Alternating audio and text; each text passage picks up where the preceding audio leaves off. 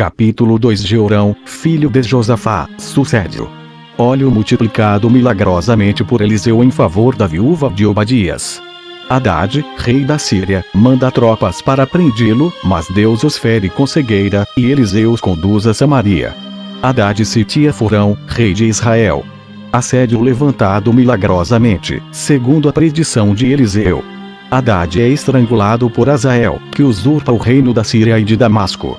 Horrível impiedade e idolatria de Jeorão, rei de Judá. Estranho castigo com que Deus o ameaça. 377. 2 Crônicas 21.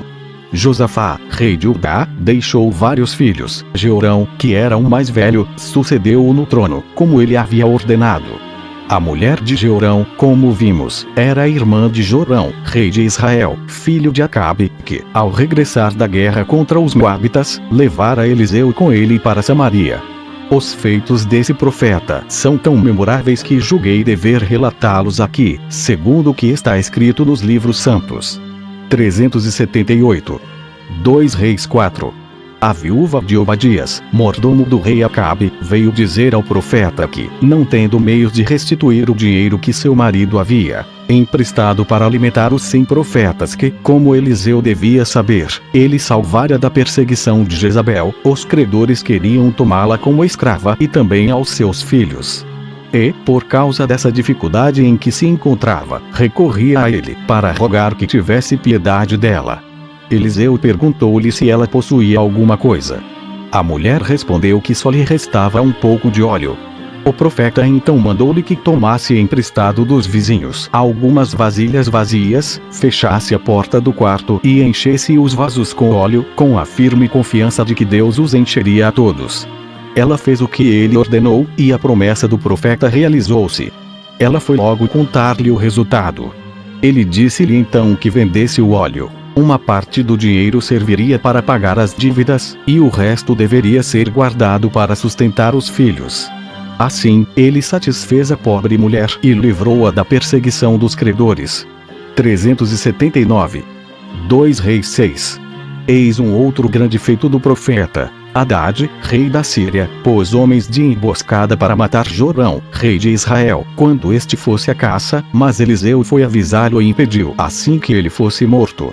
Hadad ficou encolerizado por ver frustrada a sua esperança, tanto que ameaçou matar todos os que havia encarregado daquela missão, pois, tendo falado somente a eles, alguém devia tê-lo traído e avisado o inimigo. Um deles então protestou, dizendo que eram todos inocentes daquele crime em que o rei deveria entender-se com Eliseu, a quem nenhum de seus intentos era segredo, os quais o profeta referia a Jorão. Hadad aceitou essas razões e ordenou que procurassem saber em que cidade estava o profeta. Hadad soube que ele estava em Dota e para lá enviou um grande número de soldados, a fim de prendê-lo. Penetraram na cidade à noite, para que ele não pudesse escapar, porém o criado de Eliseu soube bem cedo, todo trêmulo, correu a contar ao profeta. Este, que confiava no socorro do alto, disse-lhe que nada temesse e rogou a Deus que o tranquilizasse, fazendo-lhe conhecer a grandeza de seu poder infinito. Deus ouviu e permitiu que o servo contemplasse uma grande multidão de cavaleiros e carros armados, prontos para defender o profeta. Eliseu rogou a Deus também que cegasse de tal modo os sírios que eles nada pudessem ver. Deus consentiu, e o profeta meteu-se no meio deles, perguntando a quem procuravam. Responderam que procuravam Eliseu, o profeta. Ele disse-lhes: se quiserdes seguir-me, levar-vos-ei até a cidade onde ele está. E, como Deus não somente lhes tirara a vista, mas obscurecera-lhes também o espírito, eles o seguiram. Eliseu levou-os a Samaria. O rei Jorão, por seu conselho, rodeou-os com todas as suas tropas e fechou as portas da cidade. Então o profeta rogou a Deus que lhes tirasse a cegueira, e assim se fez. Não se pode descrever a surpresa e o terror daqueles homens ao se acharem no meio dos inimigos. Jorão perguntou ao homem de Deus se queria que os matasse a flechadas, e ele respondeu que o proibia terminantemente, porque não era justo matar prisioneiros que não haviam sido vencidos na guerra e que nenhum mal tinham feito ao país, mas que Deus os entregara nas mãos do rei por um milagre. Ele devia, ao contrário, tratá-los bem e enviá-los de volta ao seu rei. Jorão seguiu o conselho, e Hadade concebeu tal admiração pelo homem de Deus e pelas graças com que ele favorecia o seu profeta que enquanto Eliseu viveu não usou mais de ardil algum contra o rei de Israel, determinando combatê-lo somente em luta aberta.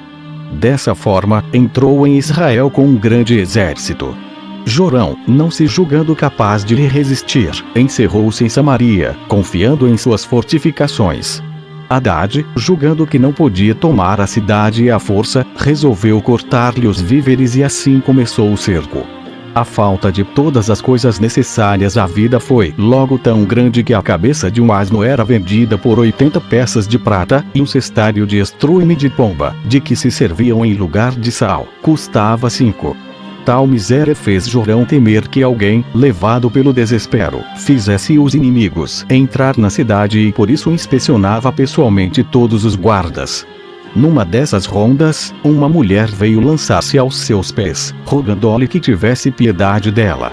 Ele julgou que ela desejava alguma coisa para comer e rudemente respondeu que ele não tinha nem eira nem lagar de onde lhe pudesse tirar alimento. A mulher retrucou que não era isso o que estava pedindo, mas apenas que fosse juiz de uma questão entre ela e uma de suas vizinhas. O rei, então, pediu-lhe que expusesse a sua dúvida. A mulher contou que ela e a vizinha estavam morrendo de fome, tendo cada uma um filho, entraram em acordo para comê-los, pois não viam outro modo de salvar a própria vida. Ela matara o seu, e ambas o haviam comido, mas agora a outra mulher, contrariando o ajuste, não queria matar o dela e até o havia escondido. Essas palavras comoveram tanto o soberano que ele rasgou as próprias vestes e começou a gritar. Cheio de cólera contra Eliseu, determinou matá-lo, porque, podendo o profeta obter de Deus, com as suas orações, o livramento de tantos males, se negava a pedi-lo. Assim, ordenou que fossem imediatamente cortar-lhe a cabeça, e os soldados partiram para executar a ordem. O profeta, que estava descansando em sua casa, ciente da ordem por uma revelação de Deus, disse aos seus discípulos: o rei, sendo filho de um homicida, mandou os seus homens para me cortar a cabeça. Ficai perto da porta, porém, para mantê-la fechada a esses assassinos, quando virdes que se aproximam, pois o rei se arrependerá de ter dado essa ordem e virá aqui ele mesmo, em seguida. Fizeram o que ele havia determinado, e Jorão, arrependido de ter dado a ordem e com receio de que a executassem, veio apressadamente para impedi-los e lamentou o pouco interesse do profeta pelos seus sofrimentos e pela infelicidade do povo, pois não se dignava pedir a Deus que os livrasse de tantos males. 2 Reis 7. Então Eliseu prometeu que, no dia seguinte, à mesma hora, ele teria tal abundância de víveres em Samaria que a medida de farinha de trigo seria vendida a um cedo no mercado, e 2 medidas de cevada não custariam mais. Como o príncipe não podia duvidar das predições do profeta, após haver constatado tantas vezes a sua veracidade, a esperança de um feliz futuro deu-lhe tal alegria que o fez esquecer a infelicidade presente. Os que o acompanhavam não ficaram menos alegres, exceto um dos oficiais, que comandava o terço das tropas e em quem o rei tinha plena confiança.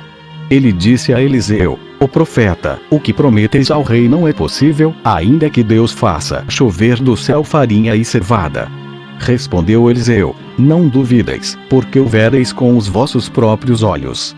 Mas somente o vereis, não participareis dessa felicidade.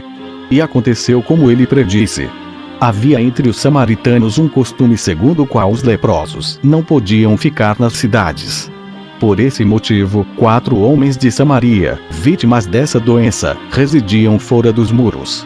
Como não tinham absolutamente nada para comer e nada podiam esperar da cidade, por causa da extrema carestia a que estava reduzida, e como sabiam que não deixariam de morrer de fome, quer fossem pedir esmola, quer ficassem em casa, julgaram melhor entregar-se aos inimigos. Porque se estes tivessem compaixão deles, lhes salvariam a vida, e se os matassem, seria uma morte muito mais suave que a outra, que lhes era inevitável.